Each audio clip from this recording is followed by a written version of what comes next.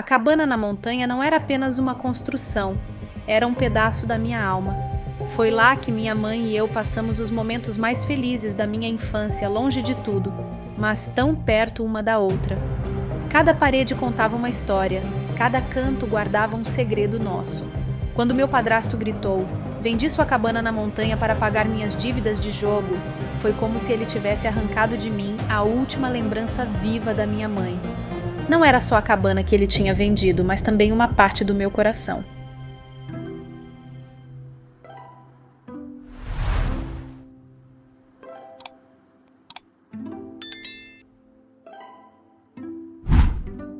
As montanhas sempre foram mais do que uma paisagem para mim. Elas eram minha conexão com um passado cheio de significado.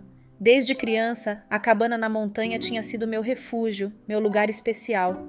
Era onde eu me sentia livre, protegido e em paz. Cada pedaço daquela construção tinha uma história. Cada canto era carregado de lembranças de esforço, sacrifício e carinho. Naquela sexta-feira, enquanto subia a trilha que levava até a cabana, algo parecia diferente. O ar estava carregado e o silêncio das montanhas, normalmente tranquilizador, parecia tenso. Assim que entrei, encontrei meu padrasto sentado no sofá, com uma expressão que eu não conseguia decifrar. Sem levantar os olhos, ele soltou a frase que mudaria tudo. "Vendi sua cabana para pagar minhas dívidas de jogo." Fiquei paralisado. O mundo ao meu redor pareceu se dissolver. Aquela frase tão casualmente dita destruiu anos de dedicação e amor por aquele lugar. Tentei entender. Minhas mãos tremiam enquanto eu tentava encontrar palavras, mas minha mente estava nublada. "Você fez o quê?" Finalmente consegui perguntar com a voz embargada.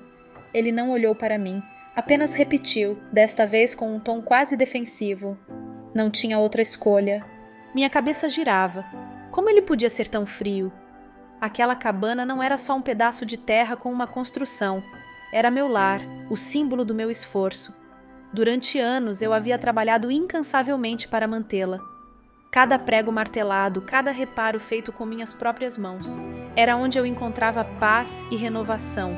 Lembrei de todas as manhãs que passei naquele lugar, vendo o nascer do sol refletir nas montanhas.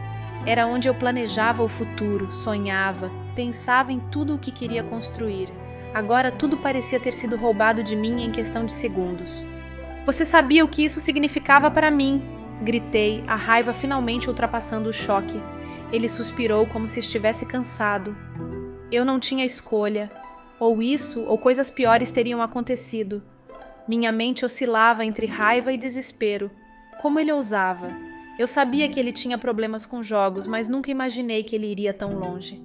Ainda assim, ele parecia incapaz de compreender o tamanho do estrago que tinha causado. A cabana já não era mais minha.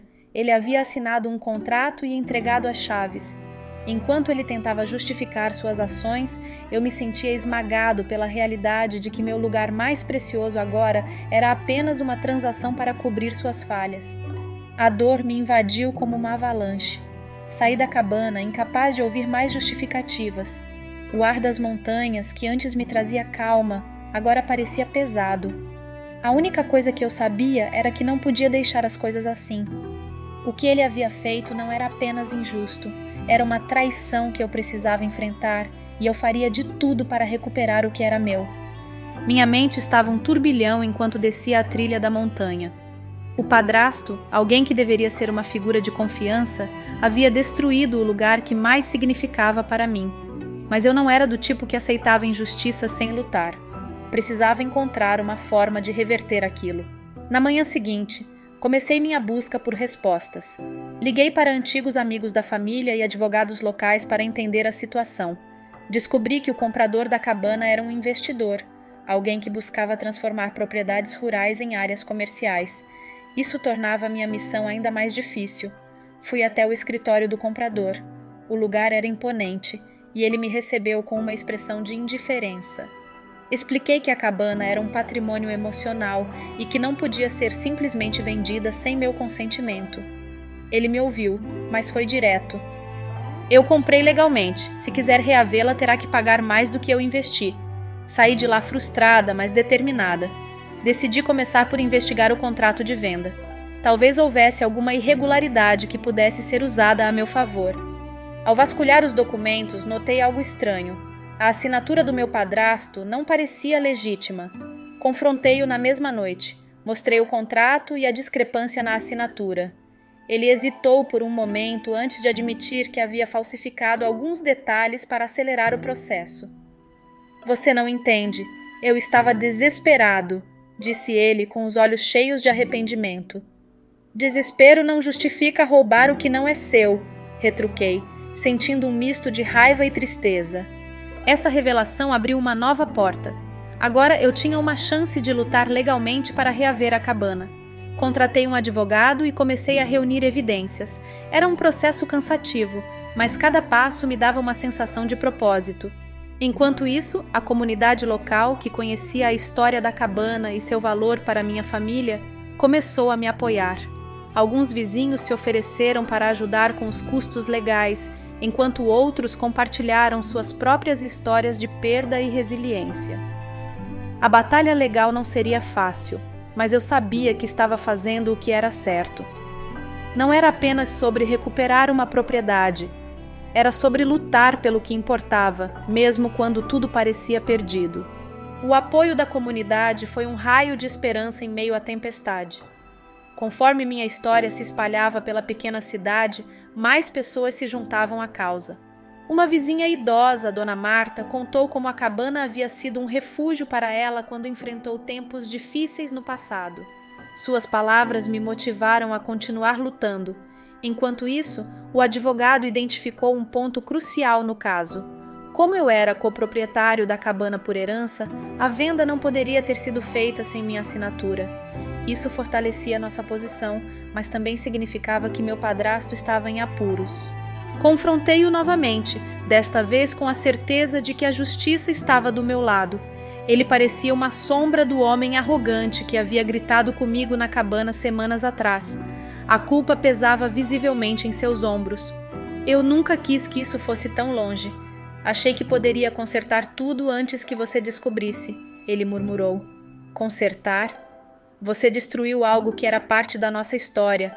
Não se trata só de dinheiro, é sobre respeito, respondi, tentando conter minha indignação.